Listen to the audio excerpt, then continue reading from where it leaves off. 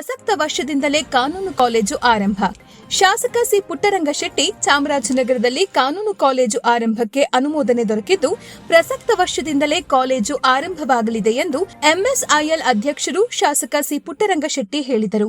ನಗರದ ಜಿಲ್ಲಾ ಕಾರ್ಯನಿರತ ಪತ್ರಕರ್ತರ ಭವನದಲ್ಲಿ ಕರೆದಿದ್ದ ಪತ್ರಿಕಾಗೋಷ್ಠಿಯಲ್ಲಿ ಅವರು, ಜಿಲ್ಲೆಯ ಜನರ ಬಹುದಿನಗಳ ಕನಸಾಗಿದ್ದ ಕಾನೂನು ಕಾಲೇಜು ಆರಂಭಕ್ಕೆ ಈಗಾಗಲೇ ಅನುಮೋದನೆ ನೀಡಲಾಗಿದೆ. ಇದಕ್ಕೆ ಬಾರ್ ಕೌನ್ಸಿಲ್ ಆಫ್ ಇಂಡಿಯಾ ಅನುಮತಿ ನೀಡಿದೆ. ಮಾಜಿ ಸಂಸದ ದಿವಂಗತ ಆರ್ ಧ್ರುವನಾರಾಯಣ್ ಹಾಗೂ ನನ್ನ ಹೋರಾಟದ ಫಲವಾಗಿ ಕಾನೂನು ಕಾಲೇಜು ಆರಂಭವಾಗಿದೆ ಎಂದರು.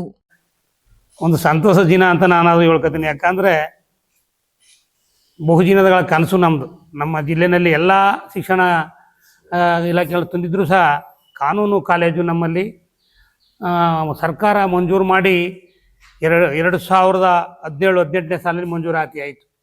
ಅದು ಇವತ್ತು ಅದಕ್ಕೆ ತರಗತಿಗಳು ನಡೆಸೋಕ್ಕೆ ಅನುಮತಿಯನ್ನು ಕೊಟ್ಟಿದೆ. ಯಾಕಂದರೆ ಸರ್ಕಾರ ಕೊಟ್ಟ ತಕ್ಷಣವೇ ಕಾನೂನು ಕಾಲೇಜು ಪ್ರಾರಂಭ ಆಗಲ್ಲ. ಯಾಕಂದರೆ ಕೆಲವಾರು ಕಾನೂನುಗಳಿದ್ದಾವೆ. ಒಂದು, ಕರ್ನಾಟಕ ಸರ್ಕಾರದಲ್ಲಿ ಇಲ್ಲಿಯ ಬಾರ್ ಅಸೋಸಿಯೇಷನ್ ಅಂದರೆ ಹುಬ್ಳಿಯವರು ಅದಕ್ಕೆ ಅನುಮತಿಯನ್ನು ಕೊಡಬೇಕು. ತದನಂತರ ಡೆಲ್ಲಿನಲ್ಲಿ ಇರ್ತಕ್ಕಂಥ ಕೇಂದ್ರ, ಅಲ್ಲಿರ್ತಕ್ಕಂಥ ಬಾರ್ ಅಸೋಸಿಯೇಷನ್ ಅವರು ಅನುಮತಿಯನ್ನು ನೀಡಬೇಕು. ಹಾಗಾಗಿ ಬಹುಶಃ ದಿವಂಗತ ಧ್ರುವನಾರಾಯಣ್ ಅವ್ರನ್ನ ಈ ಸಂದರ್ಭದಲ್ಲಿ, ಯಾಕಂದ್ರೆ ಅವರು ಬಹಳ ಹೋರಾಟವನ್ನು ಮಾಡಿದ್ರು. ನನ್ನ ಜೊತೆಗೂಡಿ ನ್ಯಾಯಬದ್ಧ ಹೋರಾಟ ಮಾಡಿ ನಂತರವಾಗಿ ಬಹುಶಃ ಆಯಾ ಸಂದರ್ಭದಂಥ ಕಾನೂನು ಸಚಿವರ ಜೊತೆಯಲ್ಲಿ ದಯಮಾಡಿ ನಮಗೆ ಬೇಗ ಮಂಜೂರಾತಿ ಮಾಡಿಕೊಡಿ, ನಮ್ಮ ಮಕ್ಕಳು ಮೈಸೂರಿಗೆ ಹೋಗ್ತವೆ, ರಜೆ ಆಗ್ತದೆ ಅಂತ ಹೇಳ್ತಾ ಪ್ರಯತ್ನವನ್ನು ಮಾಡ್ಕೊಬಂದವು.